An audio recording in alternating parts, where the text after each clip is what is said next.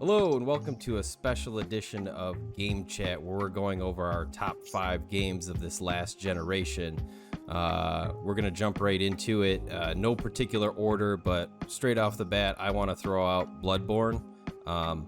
It was a game that caused me to buy the PlayStation 4 in the first place.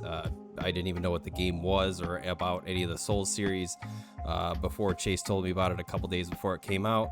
I was able to trade in my Xbox 360 for a PlayStation 4 and download that thing at midnight and got introduced to the Souls series that way. And well, I think overall, Chase, I'll let you give your take because you were more into that. But as an introduction to the Souls series, fantastic game. And ever since then, I've just loved that type of combat and mystery and everything else. Yeah, no, and I had a few friends that same situation as you, never had any interest in Dark Souls, Demon Souls, any of that, and then Bloodborne came out, and that was their first introduction, and then they went back and played all of them. But yeah, same thing. Bloodborne #1 for me. I know this isn't any particular order, but Bloodborne is #1. It's the game of the generation for sure. And the reason I bought a PS4, I knew it was coming, but I wasn't going to buy a PS4 until it came out. So right around that time is when I picked it up. So I'm super stoked, man. Fantastic first game. What else is on your list? One that's probably a little bit more personal to me is Destiny 2. I really think that, the Destiny franchise as a whole, but 2 came out during this real last generation, and in addition with the PC version, which I now play.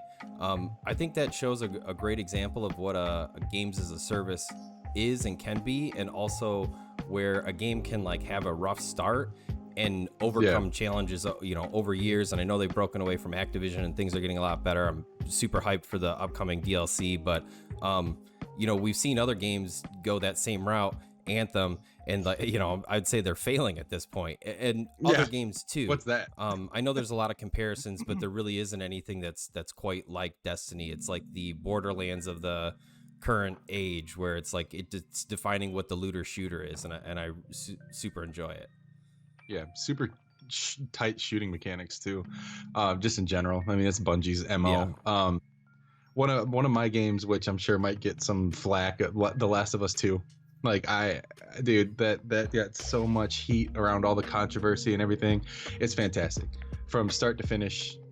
Emotionally wrenching, exhausting game, but I loved it, man. I love that game. And I'll say, coming from it's not on my list, but I can definitely agree with this one, because I think I told you many times I played the first 3 hours of The Last of Us Remastered when I'd gotten the PS4 Pro or whatever I got, and I just couldn't get into it. It wasn't my game. I didn't like the combat style, anything. And then The Last of Us 2 came out, and I stayed away from spoilers as much as I could coming up to it. Not that I even cared about the game, but it came out, and it's tons of people were saying, all these different controversial things, and it actually made me want to play it. And luckily a friend at work had it, and he let me borrow it. And I thoroughly enjoyed that game. I thought the story was excellent. The combat wasn't amazing, but it was good enough to keep you hooked and visceral. And the graphics were fantastic. I really think incredible that was an awesome game. Yeah, for sure. And moving right along, what's another one of yours? Okay, kind of keeping sort of in the vein of the Souls series, I'm gonna lump Nioh 1 and 2 together. I feel like it kind of takes I didn't even think about this one. I don't know why. Sorry, go on. No, and Nioh 2 I think is maybe my favorite if we really had to pick one, but seeing Team Ninja take a Souls style combat, because I used to love the Ninja Gaiden games on Xbox and PlayStation eventually, but to take that and do their own take on it and add in this whole loot thing that makes it feel very much like Diablo, where you just want to keep grinding. I think it was a very addictive and successful game, and kind of a nice tweak on the genre, so to speak. For sure, 100%. I agree with that one too. I mean, I know we both have 5, but it's when you said that, I was I should have grabbed that one. Death Stranding. I'm going down this road of weird games that not everybody agrees with. Yeah. Death Stranding for me, that was an amazing experience. Again, so many people were divided on it. I just loved it, dude. I can't think of it. The only time I got annoyed with the game was when I was trying to platinum it. I went so far to get these platinums and do these things. It was just kind of like, "Urgh." But up the first 140 hours were great though. I loved it, dude. That's actually a game that I still have not played, but it really had a lot of intrigue to me, and piqued a lot of interest. And I know it's very well renowned, and it is this mixed feelings about it, but it's definitely on my list that I really do want to play, probably within the next year. So whether it's on PC or perhaps if it gets a PS5 upgrade, I'm definitely considering it, right? Like there's so many games right now to play, and ever since it's come out, I've just been jam-packed, but that's one I really do want to set some time aside for. For sure. Okay, let's see. One other one that I do have on here is Control.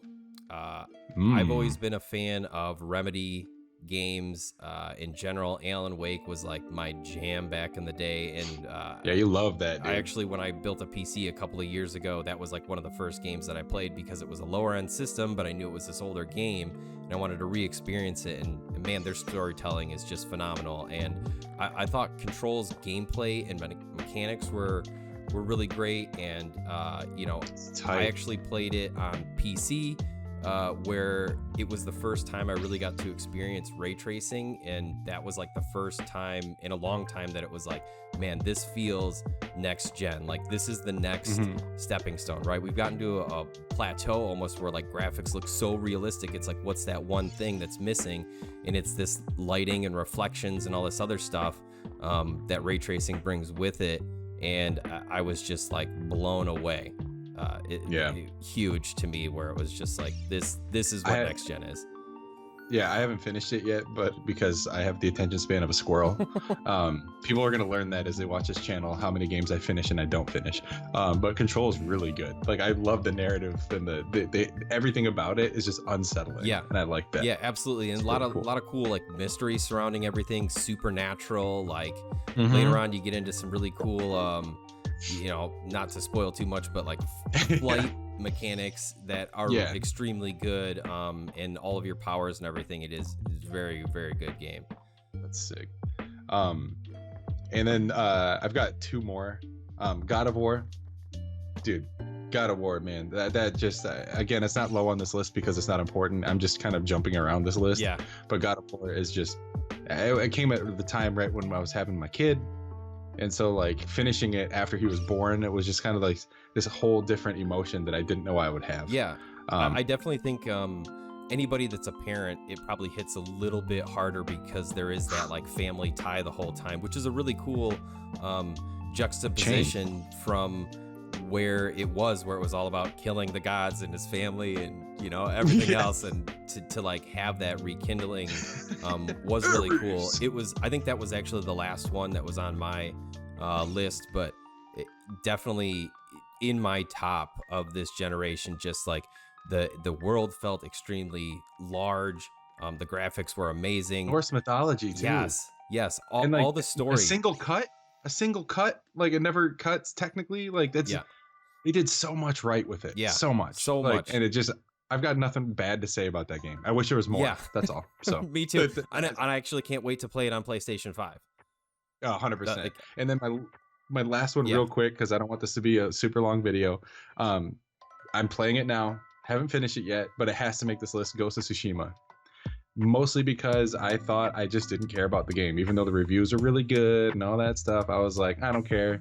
Assassin's Creed in Japan. I don't like Assassin's Creed that much. Whatever. I'm playing it. It's amazing. I have nothing bad to say about that game. It's fantastic. I'm putting that on. That's another one that I did not, especially at the time it came out, I did not have the time to play it. Last of Us 2. Yeah, that was out, and there was I think I was playing Destiny as well, like because that's kind of my main game, so I'm always in and out of that.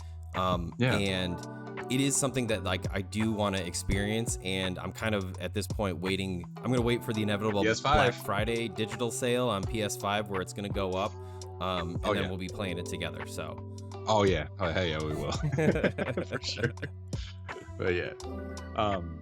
But yeah, no, that's our top 5 for the generation on PS4. I was about to say PS5, but yeah. What do you guys think? Yeah, do you agree? It's actually kind of everything. We left out Nintendo purposely because they're kind of their own thing, and we're thinking about doing a follow-up video that is Nintendo specific.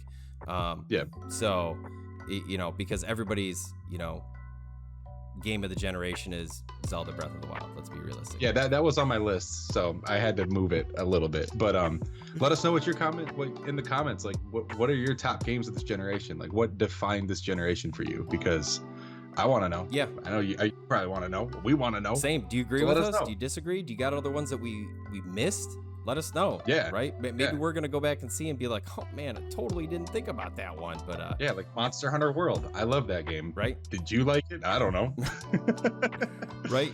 I just also wanted to shout out real quick we're available on podcasts now and iTunes and Spotify. If you're into the audio versions, especially some of our longer game chat sessions that are going to be happening once a week, you're going to find them there. So other than that, I got nothing.